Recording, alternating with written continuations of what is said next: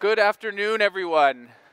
How's everyone doing? Can I get earphones on, thumbs up? Are we feeling good? We have an exciting panel, so I'm hoping to bring some energy. Yeah? Okay. I think you can all hear me. Bravo. Okay.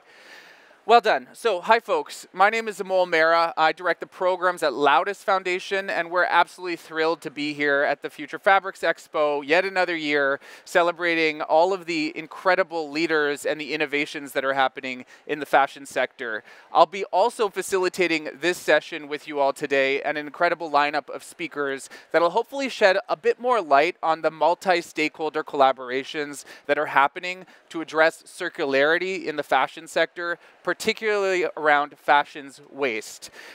So I will quickly give you some stats, maybe just to level set. I found these stats probably more surprising than you all who are experts in this space, but around 100 billion garments are produced annually. About 90 million tons of waste is generated by the fashion sector alone, and only less than 1% of that waste is recycled annually. So what this looks like in practice is about 85% of fashion's waste ends up in landfills or is incinerated. The scale of this problem is immense, and that could freak some people out, right? Oh, it's too big of a challenge to solve. But it doesn't seem to freak out this crowd here, and we're going to dig into why this is not something to be afraid of, but rather an opportunity of how fashion could step up to address its circularity challenges. So, I've told our panelists here that I'd like to start with just kind of a level set. So they're going to each share a bit about who they are, and then to answer one quick question for me that I'd love to ask everybody in this room. What was the spark that got you interested personally in this area of work? What made you think one day, hey, I'm going to wake up and be addressing textile and circular waste in the sector? So Cyndi, please, if you don't mind, your name, introduction, and then answer that question for me. Thanks, Amol. Hello, everyone. It's great to be here today. It's a very interesting question. I don't think it was one thing that made it happen. So a lifetime ago, I used to be a filmmaker, working in music videos. Then I moved to documentary making and kind of developed a hunger for wanting to understand what made the world tick, and started finding out about the problems in the world, things like textile waste, like you just talked about. And over the course of time, I realized, actually, that's what I want to do with my life. I want to find one global problem and develop a business solution around it. It turns out it's now multiple business solutions because the problem of textile waste is so massive. So yeah, set up Born Again in 2005, which moved into technology development, and we've been in development of a polyester cotton recycling, chemical recycling process, which went on for many years, and I'll talk about the new business here in the UK maybe in a bit. Perfect. Let some of the others Fantastic. speak. Thank you, Cyndi. Please, Georgia. Hi, I'm Georgia. I'm the Innovation Director at Fashion for Good. We're an innovation platform based in Amsterdam, working with brands, innovators, investors, and the wider ecosystem to scout, screen, and scale innovations from raw materials, processing, all the way through to end of use. I started my career in finance at Deloitte in audit, so not the most inspirational space, but I was always really frustrated at what I felt were the inefficiencies in the fashion supply chain. So I wanted to look at how I could bring together business, sustainability, and innovation to really drive change in this space. Fantastic. Thank you very much. Please, Betina. Hello, everyone. I'm Betina. I work for a Danish company called Rhoades, and what we work on is that we have made this sorting technology. We have created a sorting line that can sort out textile post-consumer waste. So we can sort it into clean fraction of pure cotton or cotton polymix or acrylic or wool. We can decide by ourselves which kind of composition we want to sort into. We can also sort by colors, by structure, and we can also detect moist. So we have these clean fractions that is easy to recycle afterwards. I come from the textile industry. I have been working for different Danish brands, creating a lot of products, which is also the reason I'm here today. We produce a lot of garments, and when we have used it a little while, we don't know what to do with it afterwards, and then we just throw it out. So no, instead of producing new things, I think it's a good idea that you take the new things or the garments that already exist and use it again in recycling. Fantastic. Thanks, Betina. Louis, please. Hi, everyone. I'm Louis Shuler. I'm head of innovation for Paradise Textiles Alpine Group. And Alpine Group's a vertical manufacturer that's quite progressive, working on different fiber technologies, low impact dyeing and finishing, microfiber research. We are a supply chain partner with Fashion for Good, so engaged in a lot of their projects. Yeah, and my background is that I started designing textiles at a young age and then decided, living in the US, I was kind of limited where you could really just kind of like buy stuff and embellish it. And I just decided I was going to go to China and start making. So I moved to China. I lived there for 10 years, but that was really like very firsthand. Okay, wait a minute, there's a whole lot more to this than what I knew at that point. And then just kind of like being there hands-on is what got me interested in all of this stuff, and worked for a few brands. Decided that I could make a bigger impact working on the supply chain side. So left the brand side and now very hands-on, trying to make more responsible decisions. I love that. I love asking this question because I kind of feel there's so much inspiration in this room and sitting on this panel. And it all starts with something where there's a moment you wake up and say, hey, I think I could do this better, or I could do this differently. So I want to also celebrate the innovators that are in the crowd today for that energy and that sort of the ability to take on that challenge. So we'll get into a conversation with you in a minute, but I have a couple questions up here. At Laudes Foundation, we work using philanthropic capital to shift the sector. We fund research, we fund innovation, we fund partners like Fashion for Good and Canopy. And one thing that's come very clear to us is that for all of this to work, we need deep multi-stakeholder collaboration. And, Cyndi, I think about your work as a platform. So maybe you could tell us a bit more about how you're viewing the work that you're doing and how it stitches together the type of space for collaboration that's needed to drive scale. No, it's a good topic, and I think much needed when we talk about circularity. I mean, coming from, the last 12 years in development of chemical recycling and a solution to turn old textiles back into new raw materials.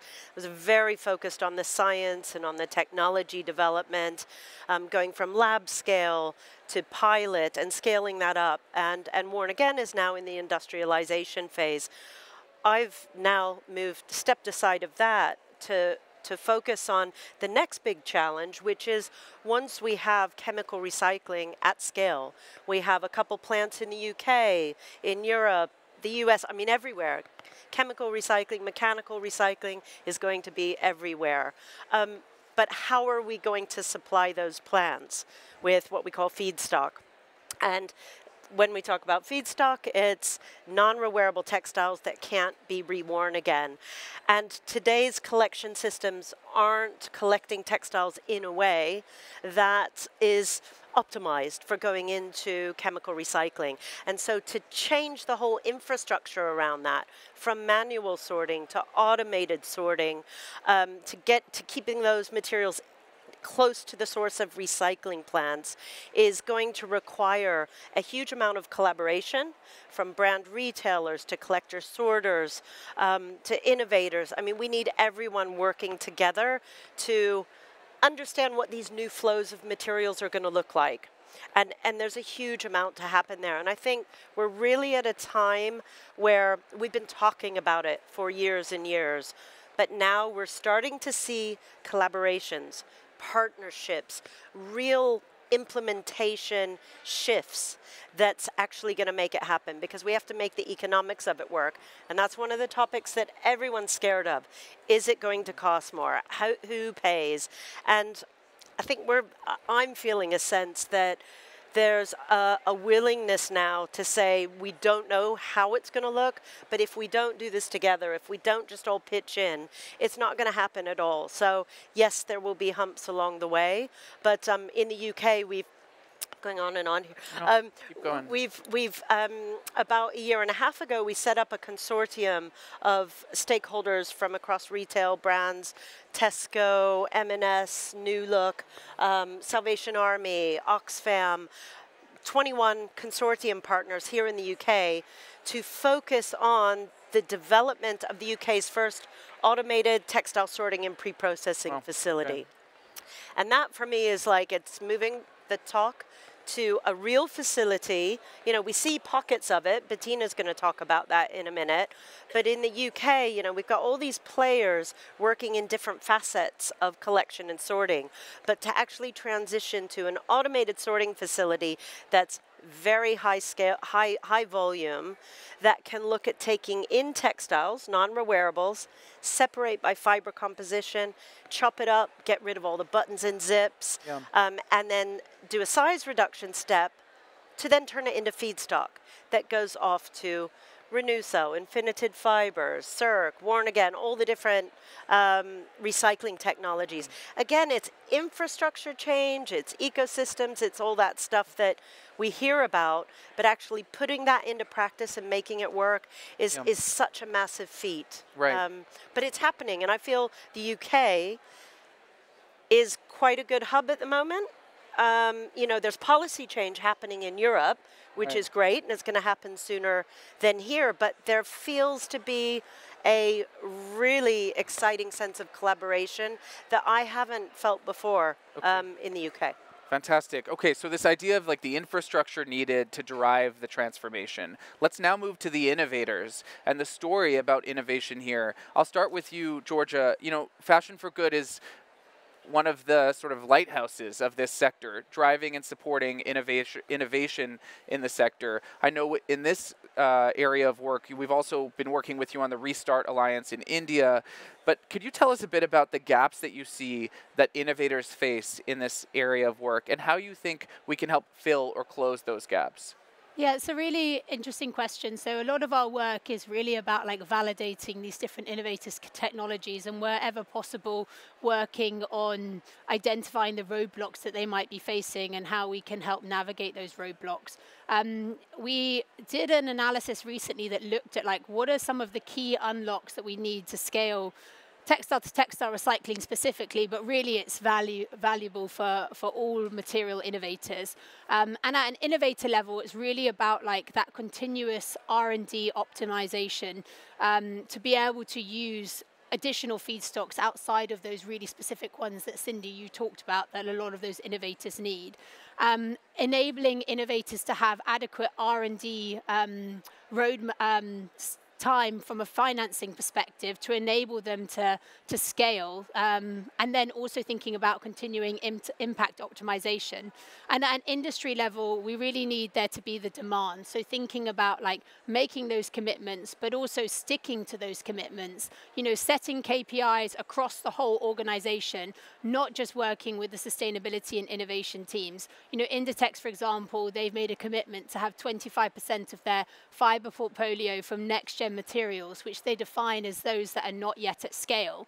But what does that look like when you cascade that down throughout the whole organization? Because everyone needs to be singing from the same hymn sheet if it's going to be successful. And then thinking about like process integration. So how do we ensure that there's skin in the game for the suppliers? The suppliers are so important, and they cannot be left out of the conversation. And how do we ensure that there is adequate product development from both the supplier and brand side before they're making these commitments? And then finally, if we think about price, I know that that's the elephant in the room, or the one that keeps coming up, price, and then also legislation and policy.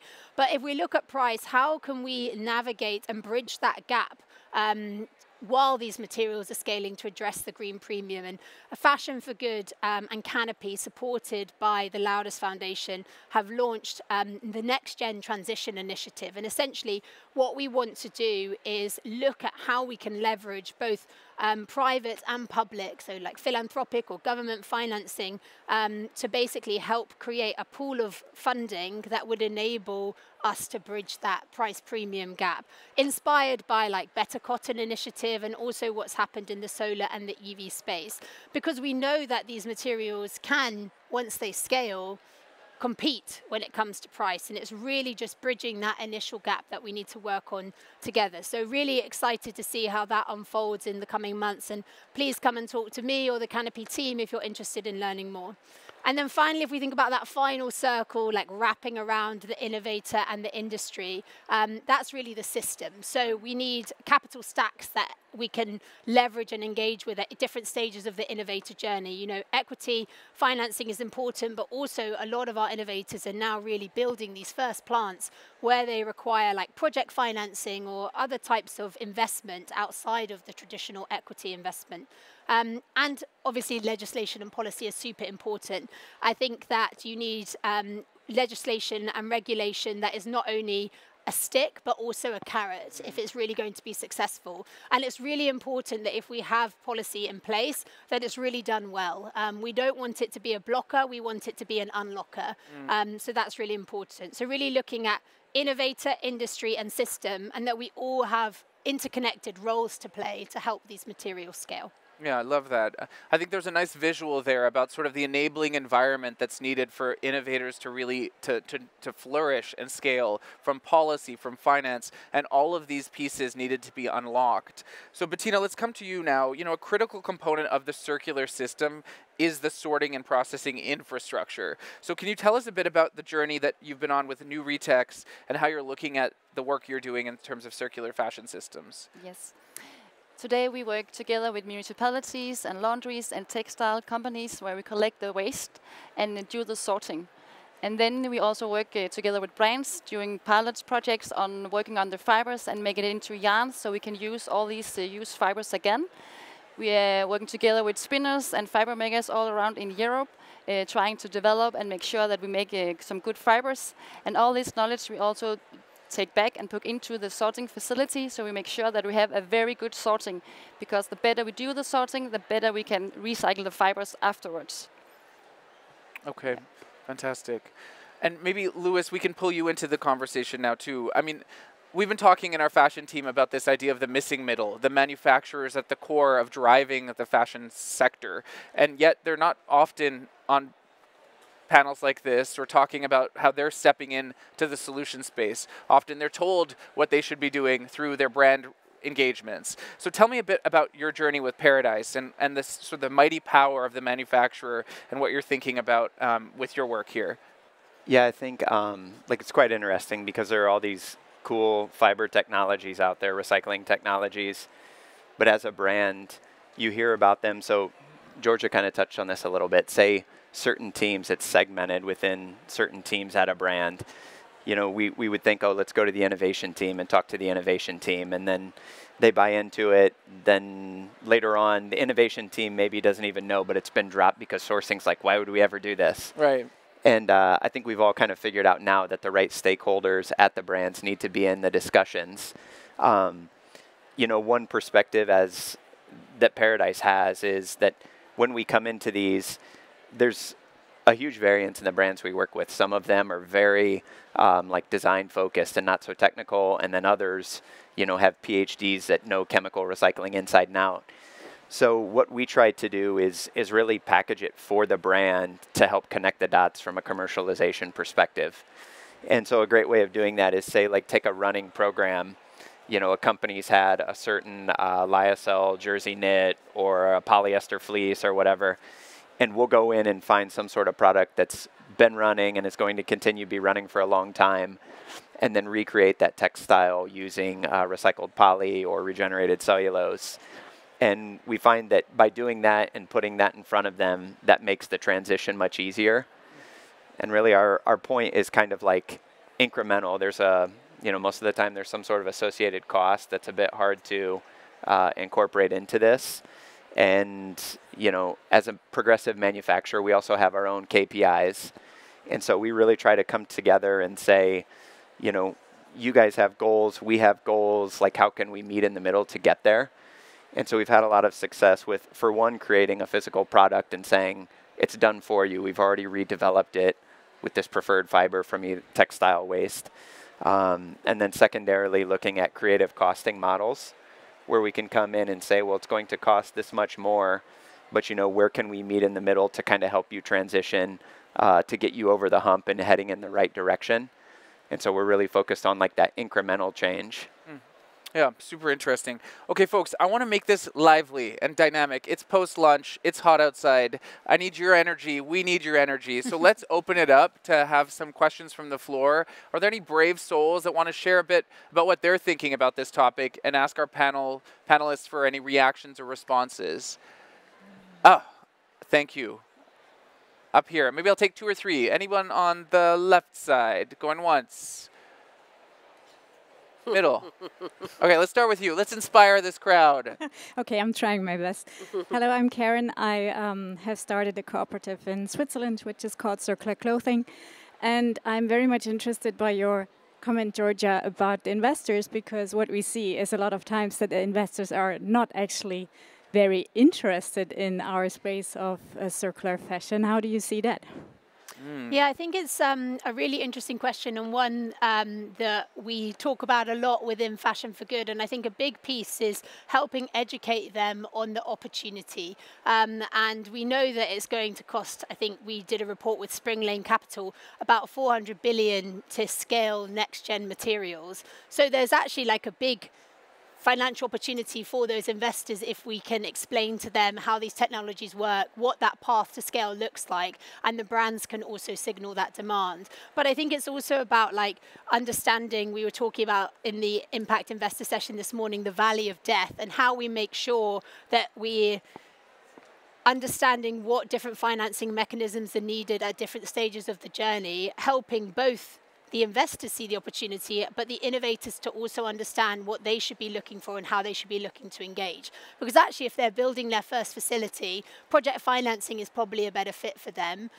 What does that look like? It's a totally different set of skills than validating your technology, right? You're then needing to build out business plans, and also that's where we come in, where we can really help innovators to navigate those challenges. But I think what we're seeing when it comes to investment is it is still there. They're maybe a little bit more cautious than they were before. I think the big challenge is sorting the wheat from the chaff. We recently contributed as a knowledge partner to Sustainable's report, which comes out today, so go and download it. I wasn't paid to say that. But it looks at like, yeah, next-gen materials and how can we make them like, you know, the materials that we have access to now. And we did some analysis for that. And since we launched in 2017, we had 130 innovators in the materials/processing space, and now we have 650. So that's a growth of like 400% over the past like 7-8 years. And that's just in like material and chemistry alone. So if you're an investor, how do you know if that leather alternative or that recycling technology is the one that you should back? And I think that that report and all of the reports that are on our website are really hopefully educational for investors who are starting to dip their toe in the water. So yeah, jump in, and it's an exciting space. But let's stay on this idea of investment and the finance needed to make all of this magic happen. I wonder if our other panelists could share a bit about their journey. And many of these initiatives are capital intensive. I'm looking particularly at you. Yeah, it is. And I'm sort of wondering, what was that dynamic? And how did you create the engagement that could support the businesses that you're all running now? Can we start with you? Sure, sure. I mean, I think finance raising is probably the most painful part of it all, because that's not why you're in it, but it's a necessity. And so our route with Warren again was we went to strategic investors. We found other stakeholders that were incentivized to be part of it because they needed the solution. With Circle 8 and focusing on the UK and moving to this future of automated sorting, again, it's a little bit of the same. You want to bring in the strategic partners that also, you know, have part of the solution or need it or want it. But it is really challenging. I think we're at a time now, though, where the innovators have been innovating. We have the solutions. They're scaling up. There's no excuse anymore. And it's time now for the investment community to come in and say, actually, you know, it's not about just investing in one company. It's looking at a portfolio of businesses that can bring about a solution. And I think it's moving to that regional kind of space where you can see these circular textile hubs starting to form. So I think that's quite interesting. And we spend so much time talking about the problems because that's probably what inspired a lot of us to get involved. But actually, the economic opportunity from this is huge. It's huge. So we need to change how we tell the story, and what we tell to investors is really important. And one last thing on that, I think it's worth pointing out the value of the enabling organizations like Laudes, like Fashion for Good, Canopy, the people who are bringing the different stakeholders together. There's huge value in that because it's kind of advancing the conversation. It's making those conversations easier between different players, but we really need that, those kind of holistic bird's eye view to kind of push things forward. Yeah, very helpful. What's your take on that, the chase for the investment needed to make this a reality? I think from our perspective, it's just kind of, we know that if we don't invest in it now, it's going to be more expensive later. Yeah, okay. You know, if we're trying to play catch up once all of the regulations come into play and we don't have the supply chain set up or the infrastructure for that. And so, you know, it's worth it from our perspective to be spending more now, which, you know, overall in the end would be, you know, saving compared to what we would spend if we were, you know, had orders that had issues or had brands that we were unable to get materials for, things like that. Yeah. So it's... Okay. And Betina, how about your take? Because obviously, as I mentioned, yours seems like a very capital-intensive facility. Yes, you're right. Was it just, hey, come one, come all, invest in our business, or did you have to do a lot of education? I think it was a mix. In Denmark, we started collecting textile waste last year. So there have been a lot of focus from the government that we need to develop these technologies. So we also applied for a lot of fundings. And we have to look into partners that need to join us for these fundings. So in that way, we created a space for getting some cash in, so we can start developing on the technology and build this amazing machine that we have in Denmark now. Yeah. To do the sorting. But yeah, it takes a lot of talks, and talk to the right people and talk to the government and these kind of things, because it costs a lot of money to develop new technologies. Yeah, it's interesting. This idea of how kind of subsidies and government support can really be a catalyst to kick things off, or philanthropic capital, which comes in early stage, no expectation of return, to sort of crowd in the other types of investment that you might need. I guess the question I have, and then I'm really keen to get more voices from the floor, so grab those mics and put up your hands so I can pull you into the conversation, is around scale. I asked this last year at the same, a different topic, but the same event. There's so much promise in this room. The energy is infectious. It's palpable. I leave feeling boosted. And yet I know that for every one of these innovators, the day-to-day grind is real and the challenges are profound. So what's the magic sauce to scale here? How do we get this moving? What's missing? We talked about finance. What other pieces do you think are missing to take these innovations to scale around circular fashion systems? What's your wisdom here? Oh, gosh. I think it takes a lot to make that happen. I mean, going back to that last point around finance, I should also put in a plug for the UK government and Innovate UK. Yes. We're a big player in funding the automated textile sorting and pre-processing facility, the big consortium that we put together here in the UK, because they saw the gap and realized they needed to be part of that solution. So I think that's key. Scale, I think we are moving into this space where the innovations are coming to market, and seeing some of those success stories is really important. It's all about confidence in the market. It's about confidence in circularity. I think a lot of people recognize now, well, we can't go back. There's only one way forward. It's the direction of travel for everyone. And, you know, the mood that is shifted now, where you see players, some of the big players, who are now saying, we've got to do it. How do we do it? Help us connect the dots. I think it just takes those brave first ones to really get out there and just do it. Stop talking about it and do it. Okay. Any other thoughts? Yeah. Yeah, I think Lewis's point is really important, where he mentioned about it costing maybe more in the future if you don't act now. And I think at Fashion for Good, we did some analysis where we looked at the current fibre basket, and at the moment, next-gen fibres make up less than 1% of the total fibre basket. Oh. And we modelled out what we anticipated that would look like in 2030, looking at our innovators, incumbents, and other innovators' projected volumes. And we anticipate that next-gen materials could make up to 13% of the total fibre basket for 2030.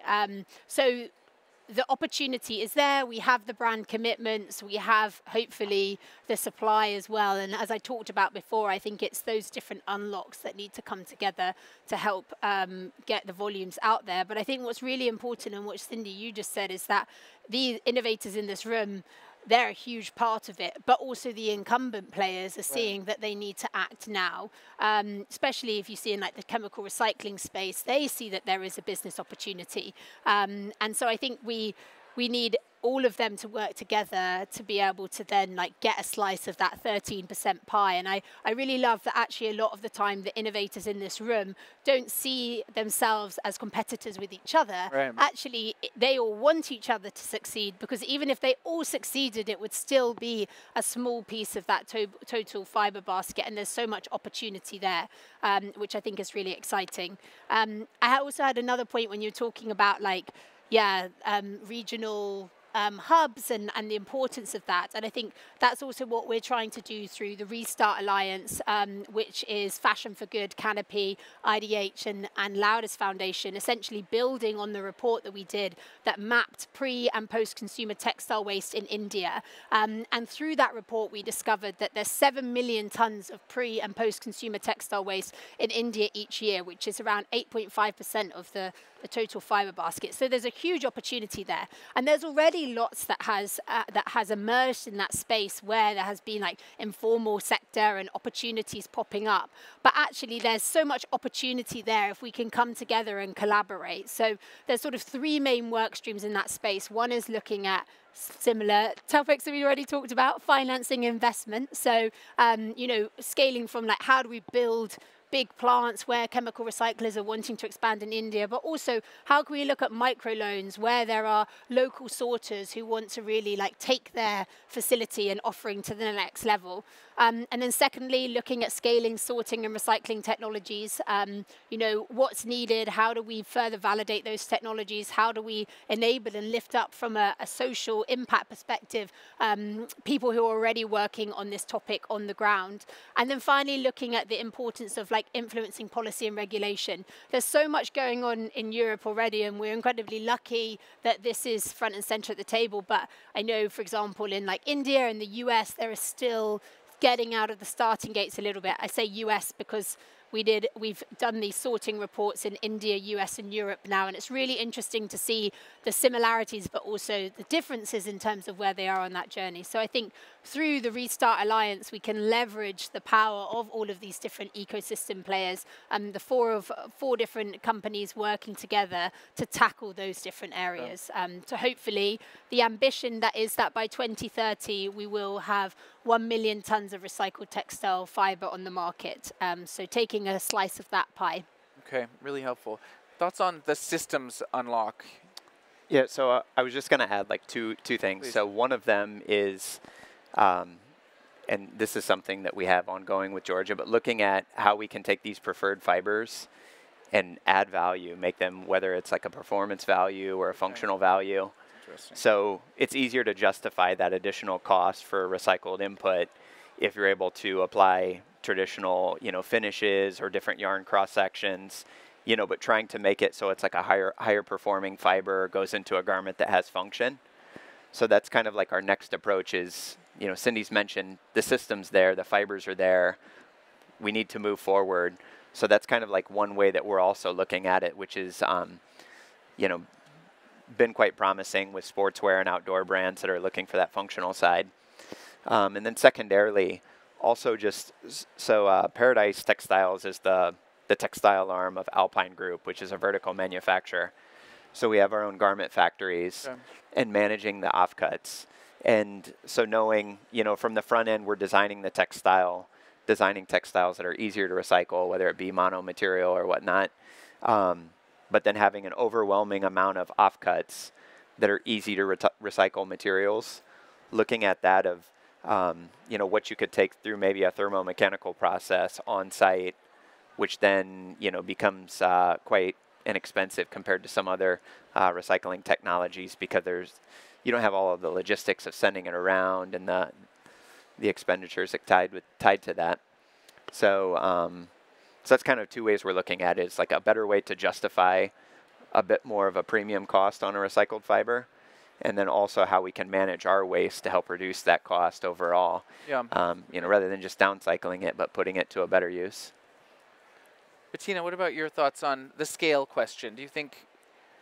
Yeah, I think for sure the scale, we're also looking into scaling up and looking for partners around in Europe that we can have this sorting line, so that we can build partnerships, so we can provide sorted textile waste into the whole recycling market for chemical recycling and downcycling, but also for mechanical recycling. Yeah, and folks, just so you're aware, Betina is wearing a garment that is from her. You want to maybe tell the story, because I think nothing's proving it. Yeah. We have sorted this out from post-consumer textile waste by composition. This is pure cotton, and also sorted by colors. Then we have mixed it with some pre-consumer cotton and also some virgin cotton, mixed the fibers, spin it into yarns, and then knit it up in this really nice fabric with post-consumer waste also. Yeah. So it is possible. We learn a lot about working with the fibers when we do the sorting, and we use this knowledge to improve the sorting, so we make the better fibers, so we also can recycle it again. I love that. Okay, last point on scale, and then while she's doing this, please, we have about 10 more minutes for dialogue. So prepare. Oh, thank you. Coming. Okay, go, please. I just wanted to make a final point around scale, and when we look at things regionally, and what we have here right here in the UK, over 700,000 tons of non-rewearable textiles. Oh. They're either going to landfill or they're being collected and exported for sorting. They are a problem. They're low value. As soon as we move to automated sorting, pre-processing, and getting those materials into mechanical and chemical recycling processes here in the UK before fiber spinning, we suddenly turn a waste and a cost into a new material, and we suddenly turn the UK into a producer of PET pellet to go back into fiber spinning, of cellulosic pulp to go back into, the global textile industry. And I think we need to talk more about that. And that's a huge economic opportunity for the UK, for investors, for everyone. So it's just, again, it's about storytelling and making sure we, show what the opportunity is rather than focus on the problem and the negatives. That's a great point. And let's hear from two folks in the audience on this side, and then oh, thank you. Thank you all. Sir, kick us off. We'll take 4, please, just in succession. Want to ask the audience, what I want to ask the panel, we've seen the EU Green Deal go through. We now have the implementation the next 3 to 5 years.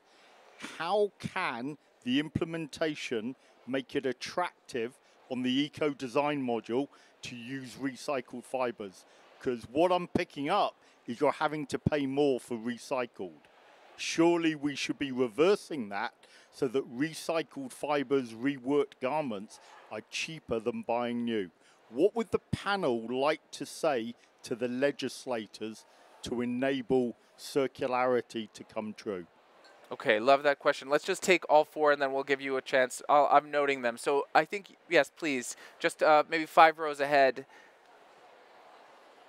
Can I go? Hello? Hi. I had a question. So, Louis, you mentioned mono materials. Can you just put the microphone closer? Oh, Thank sorry. you. There we go. You mentioned mono materials being still important. I was just curious, as the sorting gets more advanced and more automated, how important is it still to do mono materials, or does it really not? Is it really not going to matter once the sorting becomes more advanced? Should we still be focusing on that? Okay, I would say this is we'll come to you. Yeah, I okay. want to take two Yeah. more. You're going to Okay. take monomaterials. Yep. Okay. Let's two on this side. Yes, these two. Okay, three. Yeah, please. Go ahead. So I had a question. How many times can you recycle a fiber, fabric, whatever? Like after it's recycled, then what? What's the future? Can you take that? Okay. can. All right. Let's last two, and then we'll close up with our panelists' observations and thoughts. And bravo, thank you, brave souls, for bringing your energy to this conversation. Please. Hi, this is to the panel, but mostly to Georgia. I was wondering, you talked about a report looking at textile waste across India. I was just wondering, as the UK sends 70 or 80% of its garment waste to West Africa, specifically Ghana, where I'm also from, I was wondering what are the plans, if any, to do something about the existing waste that's decimating parts of Accra or Kumasi, which are the capital and the second biggest city in Ghana, where millions of people are dying because of landfill waste or trying to pick and sort stuff that they can't really do much with and ends up going nowhere. Fantastic question. And we, just so you're aware, are making a lot of grants in that area, particularly the Katamatu market in Ghana is one of the areas where we can try to prove some of this. Maybe you can talk to that. Last question.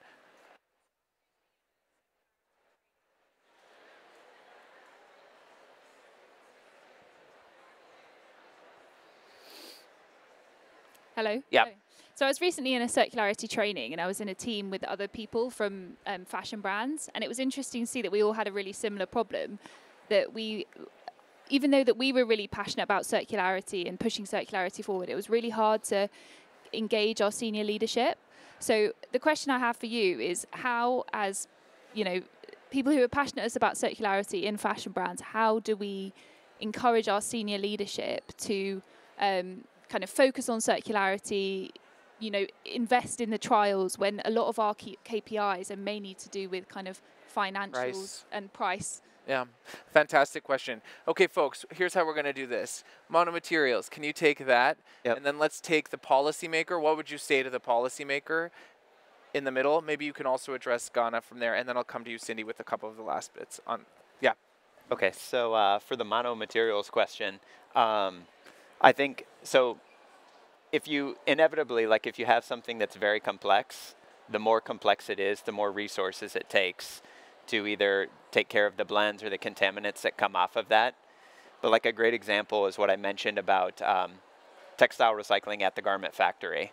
You know, if you have something that's 100% polyester or 100% cotton, there's ways to do, you know, mechanically recycled cotton or thermomechanical if it's a polyester. And that waste becomes much easier to manage without being sent into something like a more advanced chemical recycling process. So, you know, for like the foreseeable future, if you're designing monomaterials, you can assume that they're, you know, lower impact to recover. But even if you, can I say one more thing on that? Even if you have better automated sorting, the chemical recycling technologies have limits in terms of the, let's call them contaminants. If they're like a polyester recycler, the level of like contaminants or elastane or cotton that they can process. At the moment, the way that sorting is done means it's quite difficult for, like through manual sorting, for us to get like quite pure feedstocks that the chemical recyclers need. So that's where the automated sorting comes in. But it still means that, well, obviously Worn Again can do blends, rock stars, but you're always going to have limitations in terms of the technology. And obviously the chemical recyclers need to continue to work on how they can optimize for different feedstocks. But you really, the automated sorting is there to help the chemical recyclers have a better stream into their system. And as Lewis said, it's really, you can split it into like post-industrial and then post-consumer. So from a post-industrial perspective, the waste streams are often cleaner in the sense that you know what's come from paradise. They could tell you, for example, if you're a chemical recycler. On the post-consumer side, it's much more complex, and that's why you need automated sorting technologies so that we can get a better, more consistent feedstock to then flow into Worn Again, for example's technology. Well, and when you're designing, I think absolutely blends, polycotton, no problem. Pure cotton, pure polyester, those are the big ones. Those are fine. What we're finding very challenging is the blends that don't have recycling capacity or technologies behind them. So you can sort them, but what are you going to do with them? So I think blends are okay as long as it's polycotton, but on all the others, it's a lot more tricky. Okay, folks, we are close to time. So what we're going to do is this. I'm going to combine the two questions. What would you say to the policymaker, and what would you say to your CEO, presuming you're not the CEO, which for some of you is not the case here, okay? Or is the case, rather. So in your closing remarks, you got Ghana is coming. I'm going to take Ghana with you offline, and our partner, my team member there is granting on that.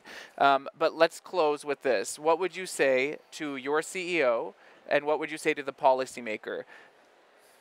To the CEO, I mean, this is the future of resources. You have to pay an innovation hump, but this is about securing your future supply of raw materials, moving to circularity. The cost savings will come. If you don't do it, you're going to end up paying more in terms of policy as well. Yeah, I would agree with what you said on that. I think it's showing them the financial risk that they're taking by not investing in this space, and also the opportunity, right? And I think the report I talked about earlier that Sustainable launched today has a really great section that digs into like how different ways in which you can model out the cost of products. And if you look at like product life cycle costing, you're taking into account externalities that we don't currently facilitate with our like current pricing structures. And I think on the policy side, that's also where we need things like the scale up of extended producer responsibilities, so that the brands are going to be penalized if they're not using recycled materials or recycled content. So I think it's the two together of really seeing it as future-proofing your business. If you don't act now, you're going to pay the price later. Yeah, in fact, I think that we should stop talking about price, and instead of looking into that, we have to use the material that already exists instead of producing new things. There's a lot of material already there, taking that and recycle that instead of using a lot of water and chemical to produce new things. Okay. And my reply is more of like your question here, because I've been in your shoes before. What you need to do is you need to design something that's so innovative with a supplier that when you take it to leadership, they can't just knock it down. You know, so you're building some sort of like specialty, innovation, performance, whatever into that textile. So it can't be replicated at another supplier, and there's no choice but to go with the preferred fiber that was in that textile. Okay, folks, thank you all very much for joining us in this discussion. The panelists are going to be around, so ask them your additional questions and engage with them after this session. I'm happy to take, we want Ghana? to take, I'm happy to do Ghana too. Okay, fine, let's do that in a I couple think, minutes. there are lots of different reports that have been done looking at both post-industrial and post-consumer textile waste. So we have done reports in India, the US and Europe, but the OR Foundation have done loads of work on the ground in Ghana. And I know Laudes, who we also work very closely with, are working with them. And so I think it's about like, Cyndi talked about the importance of like ecosystem players, and as much as possible we want to leverage existing partners and ecosystem stakeholders in those regions to share our knowledge and methodology through this sorting framework, so that we are working as effectively as we can. But it's really important as well to understand, as you said, like where is this textile waste that is exported from Europe and the US going to, and also understanding like how we can build systems on the ground that create economic opportunities for those people as well, not just like, yeah, taking away potential revenue streams for them too, which I think is really important. So yeah, I think to say that OR Foundation, I know, are doing amazing work, and through Laudes Foundation, we will be supporting them by leveraging our sorting methodology. Okay, now, join me in thanking our panelists for their contributions. They'll still be around. I will come talk to you about Ghana after this. And the recycled content fiber. And yes, perfect. Thank you all very much. Have a great rest of your meeting.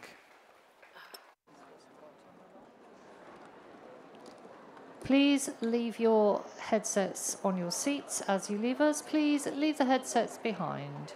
Thank you. Over